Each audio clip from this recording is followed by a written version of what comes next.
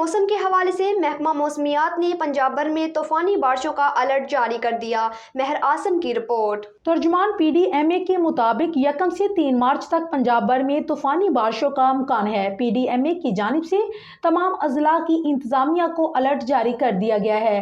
مری گلگت اور گردنوا میں برف باری کے بھی امکانات ہیں۔ طوفان بارشوں اور برف باری سے سردی کی شدت میں اضافہ ہوگا۔ برف باری سے پہاڑی علاقوں میں ٹرانسپورٹ بھی متاثر ہو سکتی ہے۔